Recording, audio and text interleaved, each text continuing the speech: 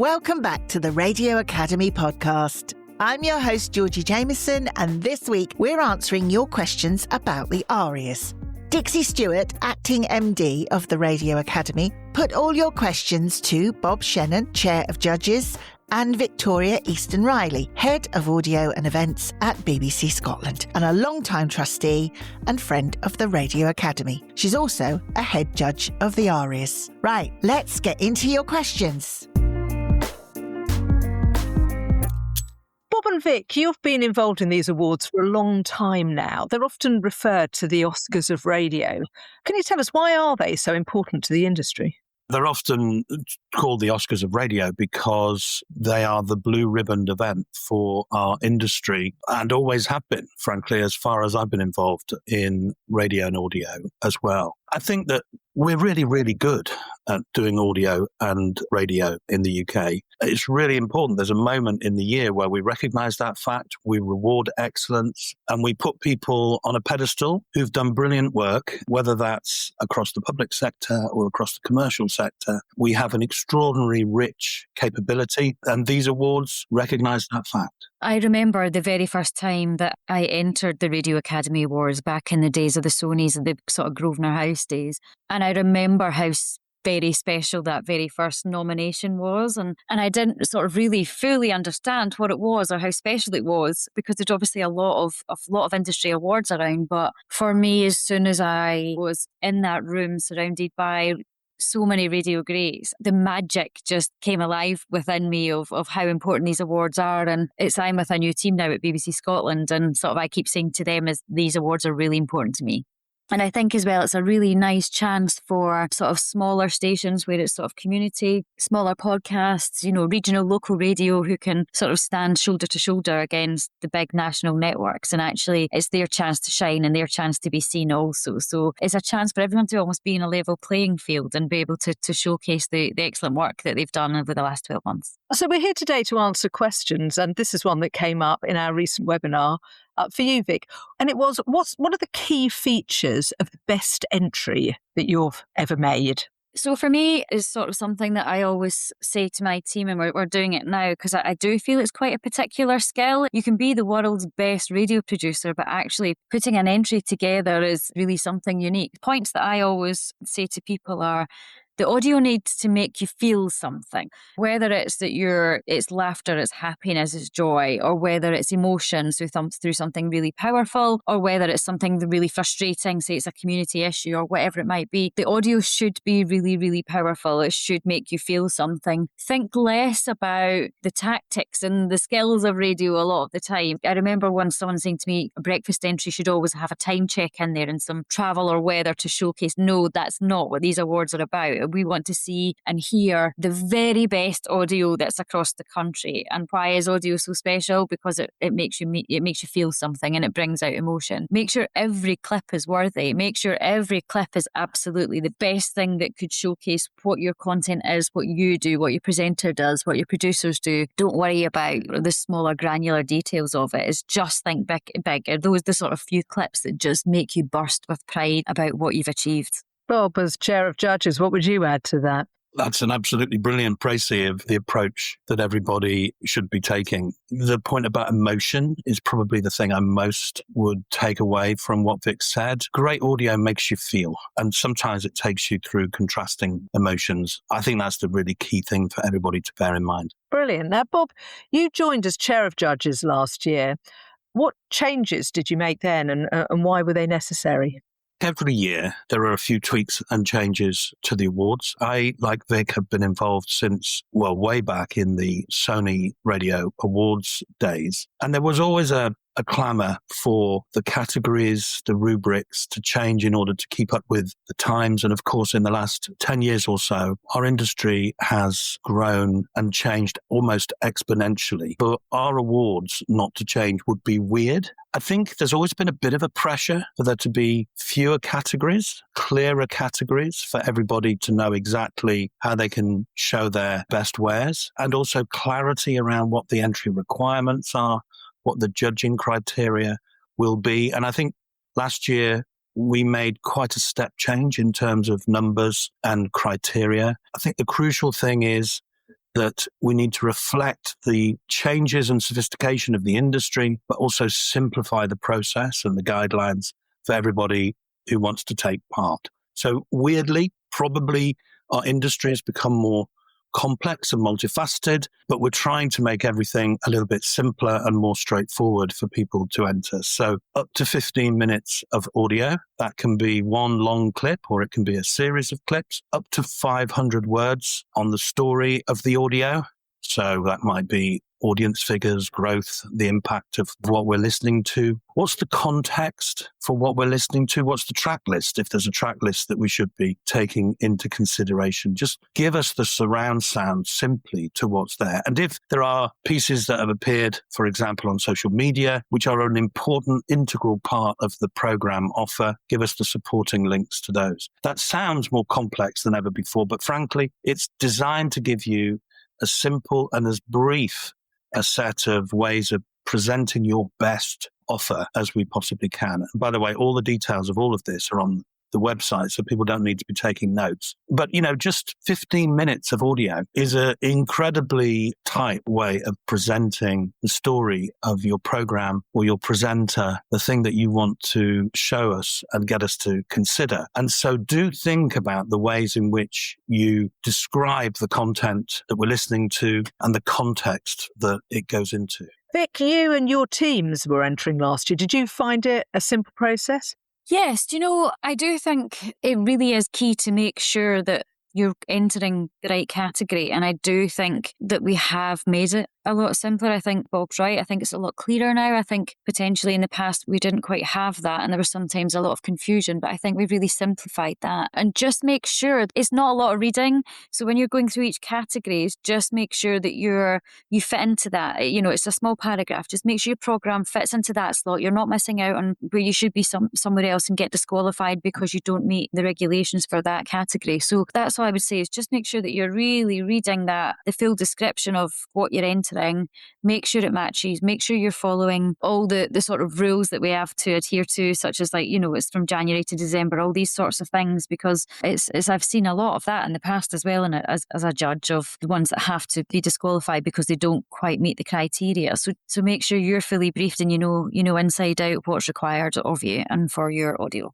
You've talked about the supporting statement as well and the supporting material, and we've had a couple of questions about that. One, what can I submit as additional supporting information?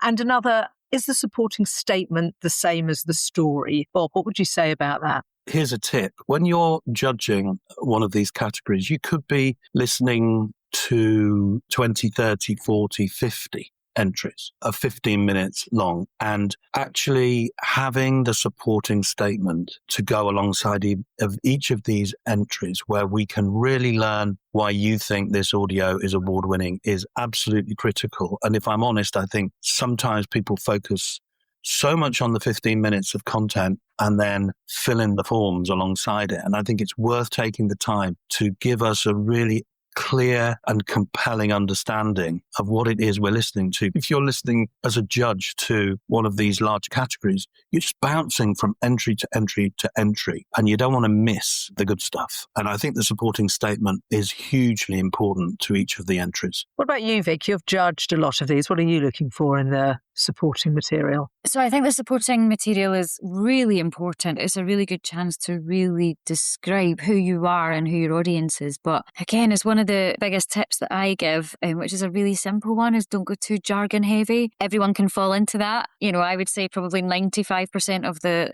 supporting material documents that I read are using all the same language to try and say about they've got highly engaged audiences and, the connection that they have on multi-platform. And it's all these sort of words that you find that when you're reading up to 50 entries, for example, and you're reading them all and you're getting that same language, it's just actually be normal. That's what radio is about, isn't it? This is what audio is about, is what connects with people is just being relatable and being authentic. Just try and sound like you. Try and sound like a normal person. Don't try and fluff it up too much because everyone will be going for that same sort of strategy. So speak normal, make sure that you're really pinpointing what your USP is that's different to, because everyone thinks they've got a connection with their audience. That's why you're entering that audio, because you think it's fantastic. But what makes yours different from the other 30 that are going to be sitting in a file somewhere. Just I would suggest don't stick everything through ChatGPT because it might potentially come out all the same. Be you. What makes you relatable? What makes you unique? And focus on that. Brilliant. So here's a question I think that you've already answered. It is, if a radio show has used material on their socials, can we upload those videos as part of the entry separate from the audio? So that's a firm yes, isn't it? Because that would be part of the supporting material. Can say you can only load up to 3 assets, digital assets like that, and the judges will only listen to the first 2 minutes of them. So there is a selection to be made. But yes, of course, you can do that. Question for you, Bob.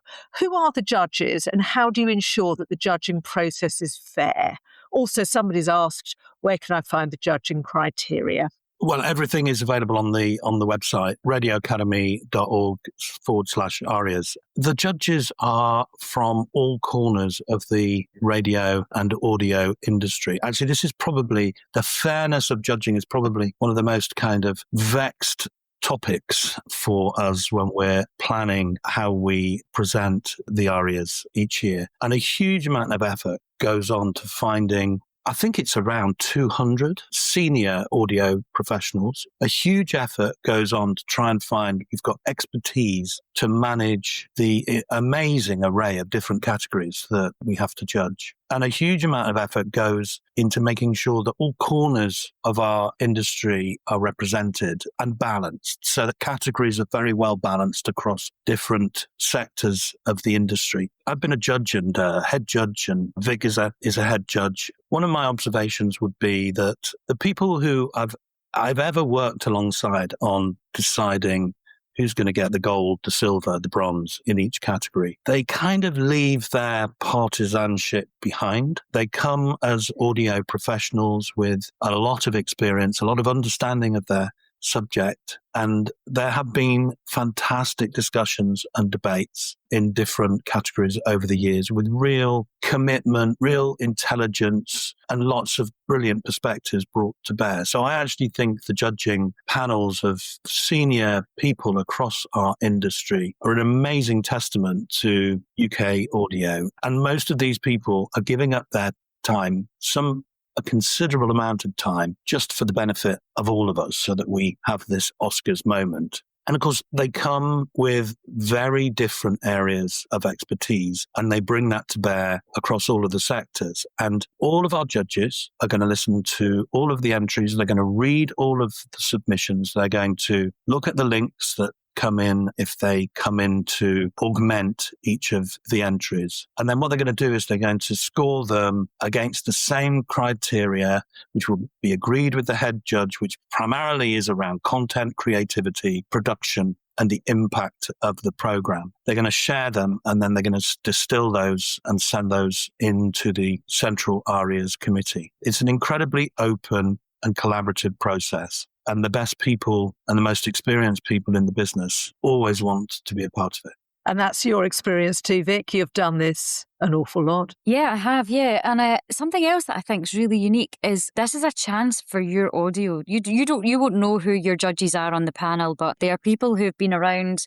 They'll be very experienced. There'll be a cross section of commercial or BBC or producers or journalistic backgrounds. It really varies right across the industry. But it's a chance for you to get your program, your content, your audio to people who might not necessarily come across it. And that's wonderful, right? It's someone who's going to sit down, dedicated time and listen to your hard work. It also really pulls our industry together. So I was working for Bauer last year, and now I work for the BBC. But a couple of years ago, I was head judge for a category which I won't mention. The person who got the gold, I was absolutely overwhelmed by the audio I heard. I mean, I just was blown over by it. I was so excited by it. And I met the person who got gold, and I said to him, I was just like, I love what you do.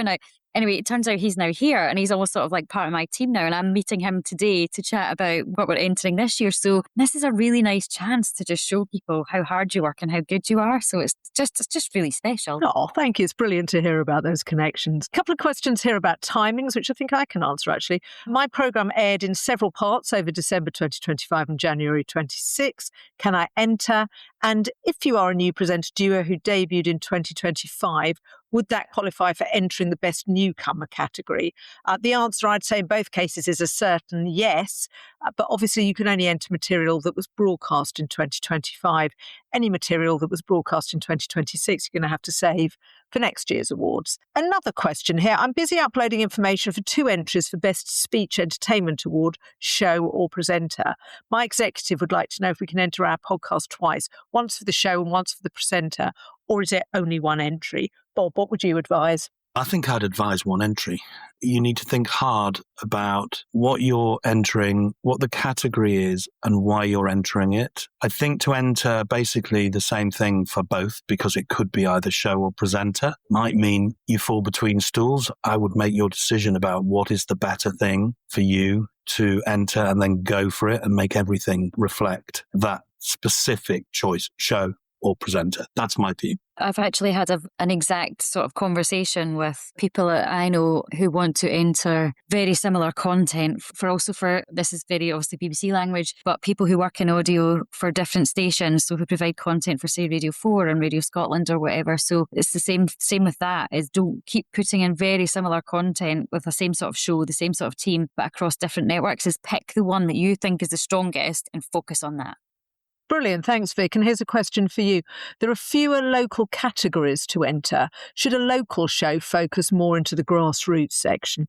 No, aim high. Go for the big ones, is what I would say. And sort of lovely example of that was the team that I used to work with. They've won Best Breakfast Show back to back. And that was the 4th one breakfast show, who are an Edinburgh-based station and who are the best in the business. When we won the very first time, we couldn't believe it. And we were up against the big national networks, of course. And then we went down last year after a nomination. The conversation was very much, well, it can't happen again, can it? Where it's not going to be 2 years in a row for a regional station or a local station, commercial station to win against these huge BBC stations. And we did. And we celebrated a lot that night. If you really believe that your product's good enough, that's absolute proof that how this judging is done, how it's done fairly, and how it's absolutely possible. You know, if you think that you fit into the category with the grassroots categories, absolutely do it. But if you really believe and you really think that your entry is sitting and it makes you smile every time you hear it, then absolutely go for it and aim for the stars, I would say. Brilliant. I like the idea of that celebration. It's a very important part of the ARIAS. Bob, is there a question here?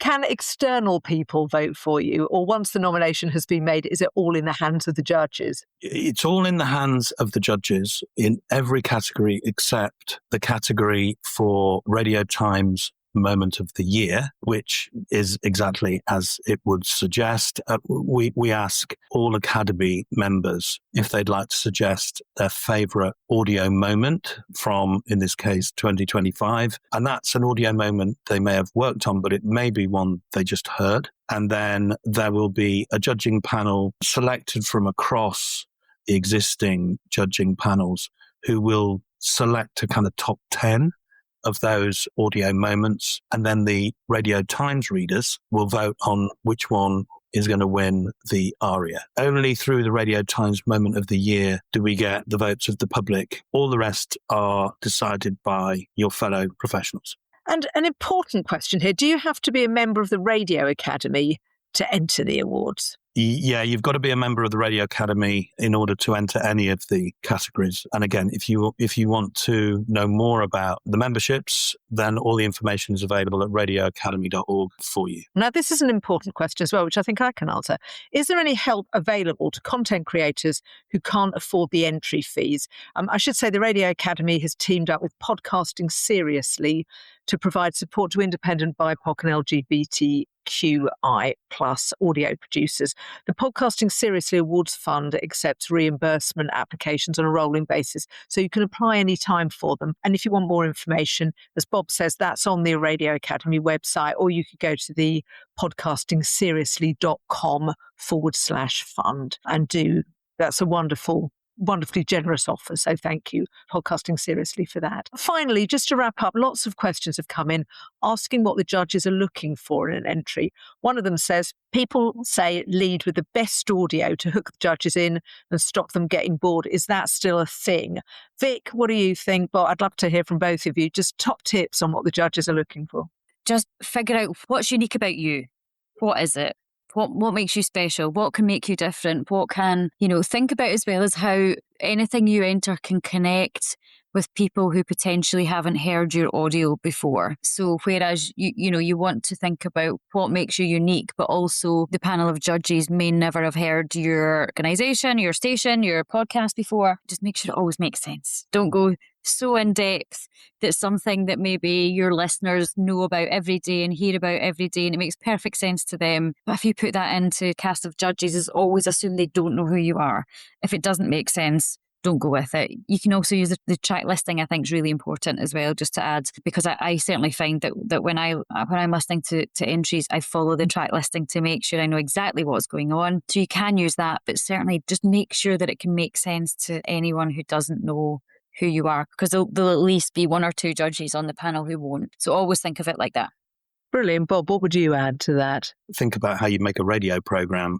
I don't think you'd lead with your dull bits. On the other hand, think about how people are actually judging. They may be sitting and over a period of time, they're going to be listening to 30, 40 different 15-minute segments or extracts from the things that people most want to shout about. Think about the way you want to present that. I'm kind of a great believer in grabbing the attention of your audience / judges early on. Don't do it in a really gratuitous way because they'll see through that. I'm taken by what Victoria just said about her experience of being overwhelmed by being impressed and excited by listening to an entry. When you're judging, you kind of know when you've got one of those special programs to listen to. And I do sometimes think people can throw away some of their best bits. So within reason, make sure you lead well and arrest the attention of the audience or the judges, whilst always being really authentic about what you're presenting to us as well, not gimmicky. Can I just add as well, Dixie, just quickly, as I would say, make sure you're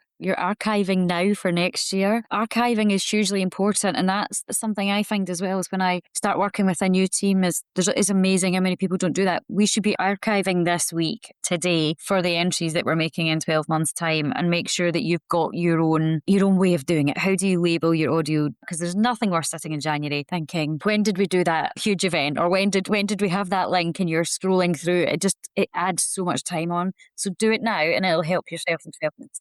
I totally agree with that. I think that sometimes it's a trite thing to say, but the best way to approach this process is to know what your best story is. And so many people, I think, get to the new year and go, okay, we were great, weren't we? What did we have? And then they try and dredge up their memories. I worked with one team that just set up a simple WhatsApp group. And as they listened, as they made content and they heard things going out, they just logged as a group collectively what was happening on their program. So that the process, which can be done on a weekly, a monthly, but not an annual basis, the process of collecting content was so much simpler. Then they were really choosing what their best audio was rather than trying to remember what their best audio was. Brilliant advice. And thank you both. That's wonderful. And I think, what can we say? Good luck to everyone who's putting their ARIAS entries. We're already getting lots in, actually. But good luck to everyone in this process. It really is a joyful thing. A big thank you for all your questions and to Victoria and Bob for answering them all. If you have any others, please send them to arias@radioacademy.org and the team will get back to you. Entries for the ARIAS closes at 1 minute to midnight on February the 11th and they cost £65 plus VAT. Nominations will be announced in April ahead of the award ceremony in May, and we'll keep you posted in our newsletter and on our website, radioacademy.org/ARIAS.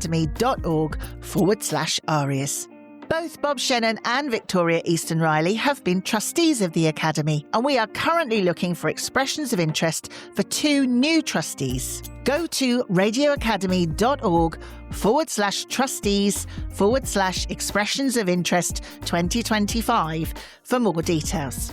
Our next Foot in the Door event is on the 12th of March at the University of Essex in Colchester. Tickets are £12 for non-members and £6 for members of the Academy. And this is a fantastic event for anyone wanting to get into the audio industry. Tickets are on sale now at radioacademy.org/training. I'll see you next week.